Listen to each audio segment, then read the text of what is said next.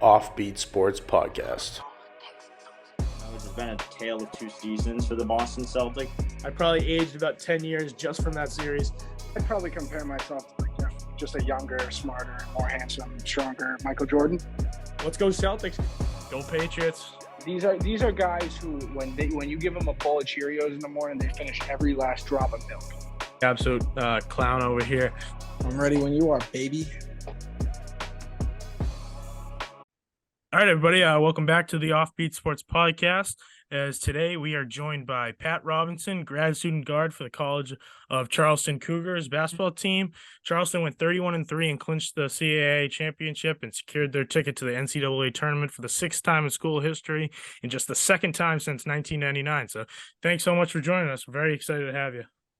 No problem. Glad to be here.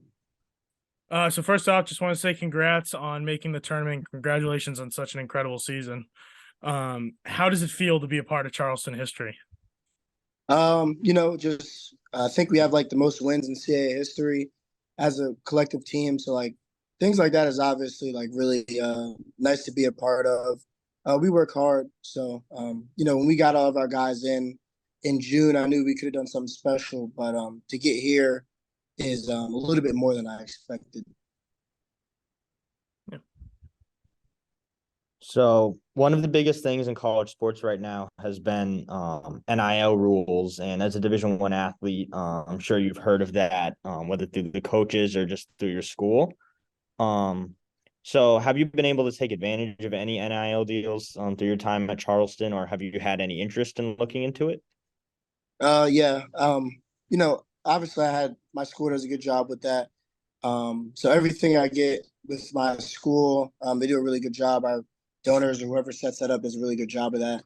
I actually have a little NIL with Influence T. They just sell my T-shirts, kind of custom things. So yeah, I've been able to, profit a good amount. And that's something really good that college started doing, is allowing athletes to make money off their image and likeness. Yeah, so this season you won the CAA Sixth Man of the Year. So how'd it feel to be honored with this award? It's really a good thing, especially like not taking a step back, but playing a different role from what I'm used to, and embracing the six-man role and coming in when the team needs me and giving energy, scoring points, rebounds, assists. So much talent is cool. So to be all conference, Division I is something I always dreamed of, and I'm glad that I made it happen. Yeah, so this season you guys finished the Charleston Classic with an incredible win over an ACC team, Virginia Tech. So how did it feel to hit the game winner in that game against an ACC team like Virginia Tech? Yeah, I'm actually watching their NIT right now versus Cincinnati. So it's cool that I was able to hit such a big shot. That meant a lot for a championship early on in the season. Really gave me a boost of confidence. Obviously, the coaches trusted me to take that shot. So me being able to make that gave me a lot of confidence. And, it was a dream come true. I always wanted to hit a game winner in front of a sellout crowd at home. It was really cool. It was a good experience. Yeah, so being a senior, and I mean, this is your fourth March Madness, you must be starting to reflect on your college basketball career. So do you have like a favorite memory from your career so far, like a game you've played in or a moment you've shared with your team? Just individually, I'll probably say like the best one I had was probably Hampton this year.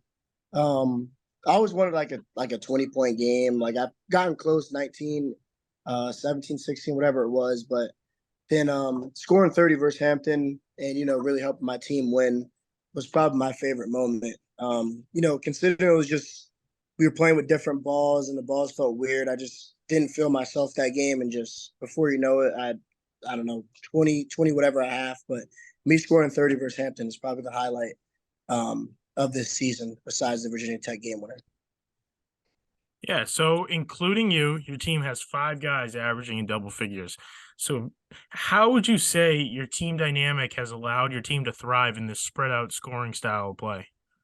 It's probably a nightmare to game plan versus us.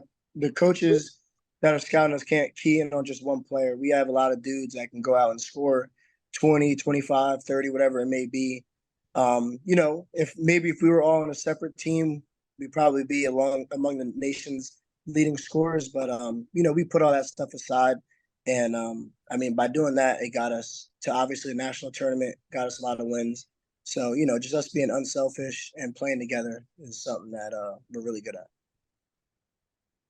Yeah, so the NCAA tournament is really known for the craziness of every game and the upsets that happen every year inevitably. So as an underdog team and, you guys having the mentality that, people might not be expecting you guys to win, how are you and your teammates and the team as a whole preparing for such the big stage that you're going to play on and hopefully to pull off an upset?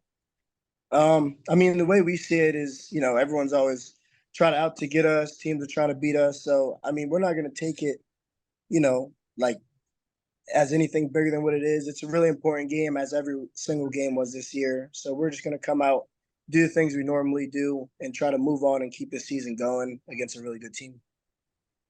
Yeah, so you guys pulled San Diego State in this first round as a 12-5 matchup.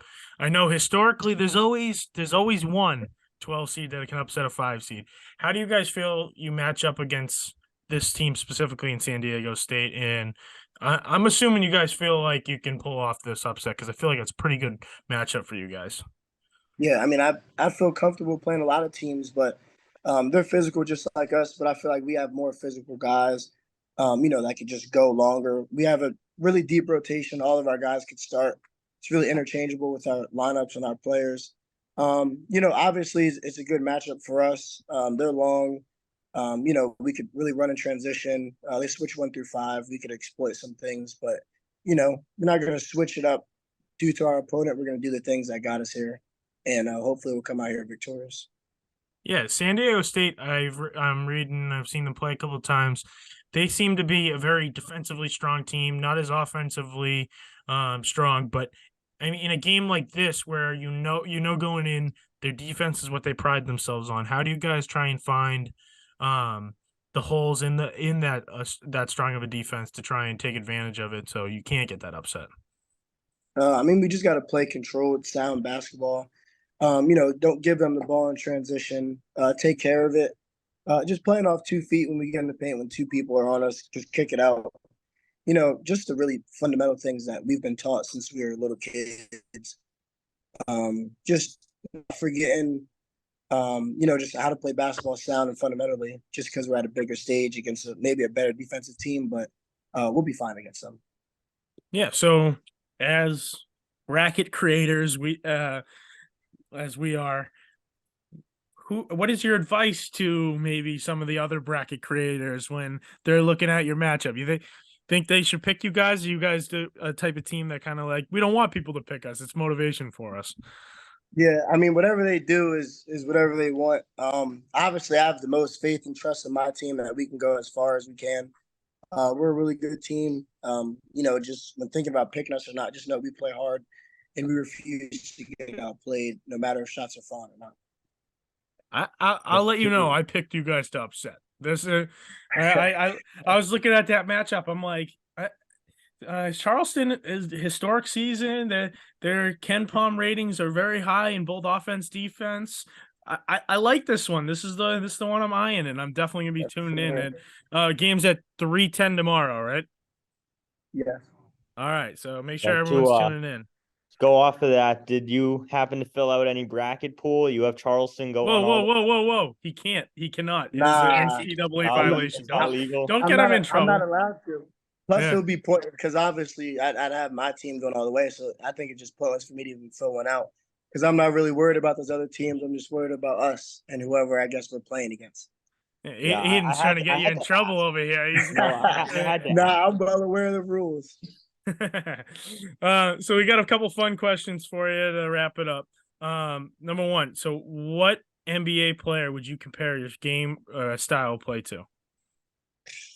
I have no idea. I don't really think I have an NBA player comparison. I'm more like unorthodox, kind of awkward kind of a player. I'm not sure. I don't really model my game off anyone. I try to just almost score or impact the game any way I can. So that's Mhm. that's a tough one. I'll leave that up to you guys if you could. I was think of checking one. out your Twitter, and I saw a few mentions in there that said he really plays like Jalen Brunson. I'll just put that out there. I was doing my research, and I saw some tweets saying that was literally Jalen Brunson, and I'm like, I don't want to throw words in your mouth, but I could that's what see I'm it. reading. I could see it with the post game. Obviously, I got a lot of work to do to get that comparison, but Oh hopefully I can get there. yeah. Yeah, so there's been a lot of great players in NBA history, as I'm sure you know if you follow the game. So who is your NBA GOAT, greatest of all time? LeBron James. LeBron James. I No don't think it. hesitation? Yeah, I don't really Damn. think there's an argument there. I'm I'll going make an LeBron. argument. Yeah, I mean, I'm going LeBron, and I got Kobe second. I don't think. Oh, there's any- come on. Yeah. Give me a break. We're Yeah. Celtics fans, so like I mean, we're not definitely like favored towards Kobe, but I don't even know if I have Kobe in my top 5. I'm not gonna lie. That's crazy. I don't know. I don't know. I wouldn't even say he's like top 3 in Lakers history. I don't know. Absolutely. Kobe's different, man. He did everything Jordan did against better competition. That's my main argument. All right. That's fair. So pre-game, when you're trying to get yourself in the zone, trying to get yourself hyped up for a game, what's your go-to pre-game song? Pre-game song. I could tell you artists. I'll probably shuffle a lot of YoungBoy. To be honest, I try to be loose. I don't really want to make it like too serious and be too lasered in. So I'll listen like Ice Spice. I mean, it really don't matter what I'm playing.